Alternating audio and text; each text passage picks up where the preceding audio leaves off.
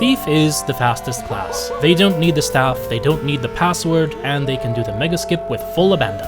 I am Kane, and this is my commentated world record run of Quest for Glory 4. We begin with 250 points in pick locks, so we can open the crypt early, and the remaining points go into vitality, so we can sonic spin for longer. We begin by setting game speed to max and difficulty and detail to minimum. Animation detail doesn't matter much on Scum VM, but I wanted to be sure. Escaping the cave is done as normal, but then something weird happens. There are undocumented hotkeys in the game that only work on a select few screens. Lucky for us, the devs forgot to take them out, because we can actually break out of a script here. By pressing Shift W at the entrance, we can cast Fetch, even though we don't actually have any magic spells. This skips the walk across the stones and all of Katrina's dialogue. Next, we can hold Enter to go out of bounds and skip the entire winding path. And then we go swimming in the swamp. This is the oddest piece of new tech. We discovered that if you go back and forth across these screens and then climb back out, the game speeds up. Permanently.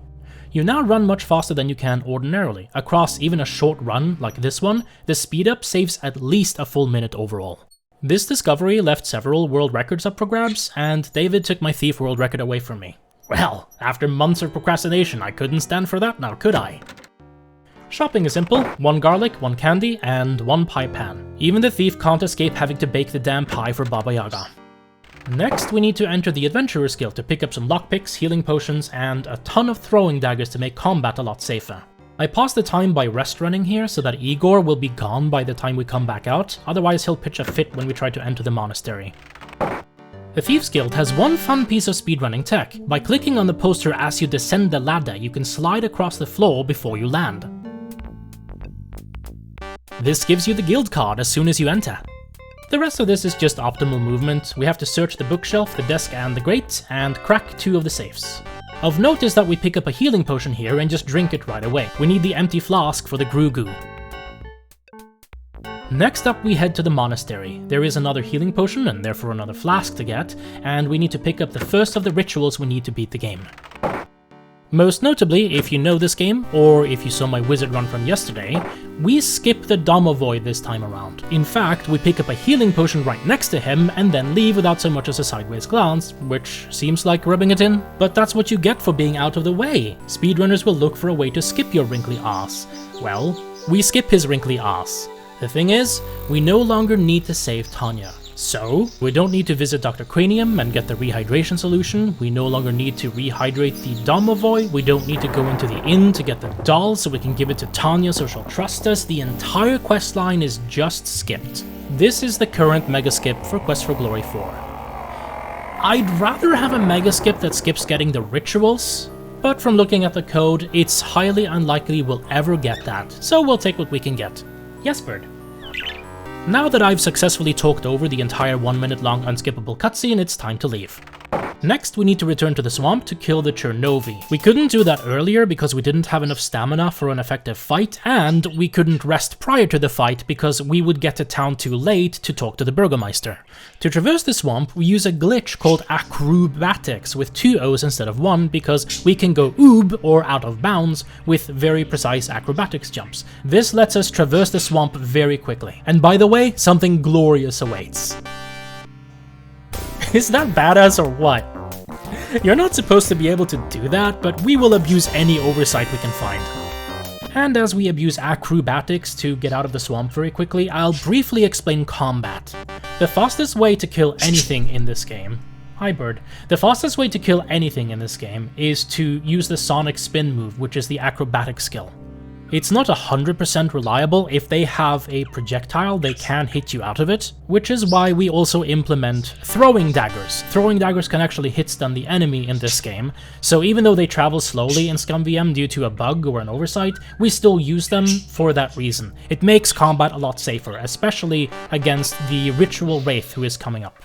Routing-wise, we pass through a wraith mound here. Whenever you visit a wraith mound screen like this one, the game blocks monsters from spawning for a while, so you can actually avoid certain random encounters that way. You'll see that again throughout this run, that I will tend to go to the Wraith Mount screens to avoid RNG encounters going forward. Now it's time for the hardest fight in the game. It won't take long, but it shows you what can happen if they have a projectile. You get knocked out of your spins and you have to come up with plan B. And in this case, plan B involves throwing daggers until you barely kill him. That's the worst RNG you can get from him, resulting in a minor time loss and a major heart attack. Now it's time to visit Baba Yaga, and my favorite trick in the game. Normally, in order to get in to see her, you need to deal with Bonehead. You need to give him a hat, which requires embarking on a quest. It's long and involved, and instead of doing that, we're just gonna skip all this nonsense.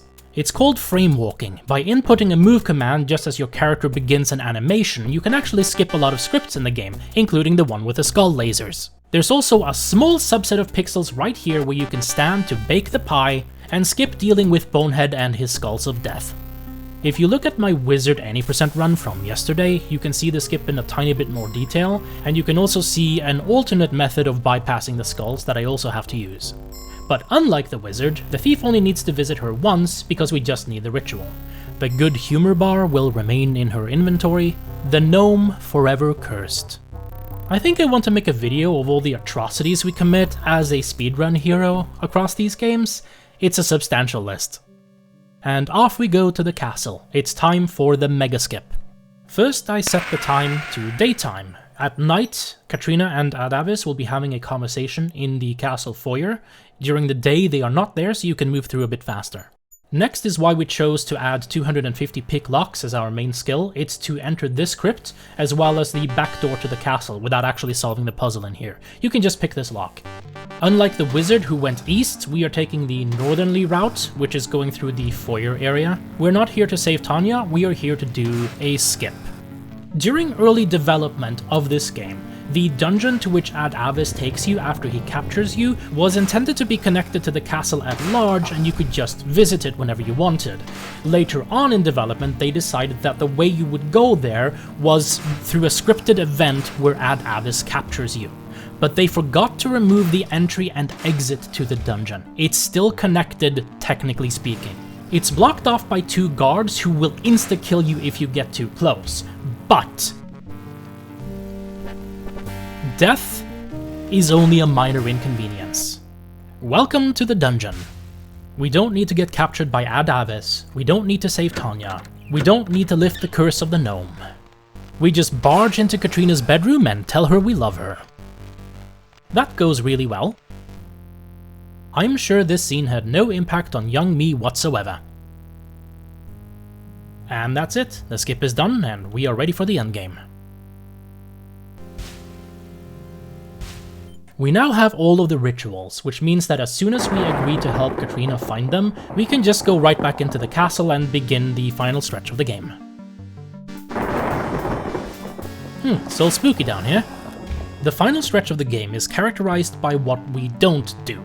In a normal playthrough, you're supposed to go into the various ritual rooms, read off the rituals to begin the awakening of the Great Old One of Vuzel. You're also supposed to grab the book from the Great Beast in the first room. We don't do that. In fact, we don't do any of that. There is another oversight in 1.0. If you have the rope and grapnel, you can just climb the heart without doing anything else. Welcome to the final room. That was hidden under the community's nose for a long time. Now, some of you who have played this game now have a couple of questions. Where's the rope and grapnel? You didn't pick it up. Where's the staff? Don't you need it for the endgame? For some reason, the game gives you both items as soon as you enter the cave.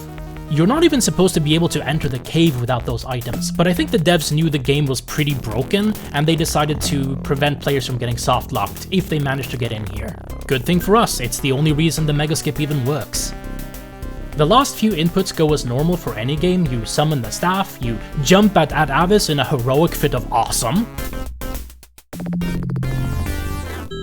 and then time ends as soon as you click the staff on the Crystal of Arana to free her. For a final time of 9 minutes and 6 seconds. Whew. Like the wizard run I uploaded yesterday, it's possible to break the minute barrier here, but it's a grind, and I am done. Unless I do fighter next, who knows. Video's over. Thanks for watching. Yay!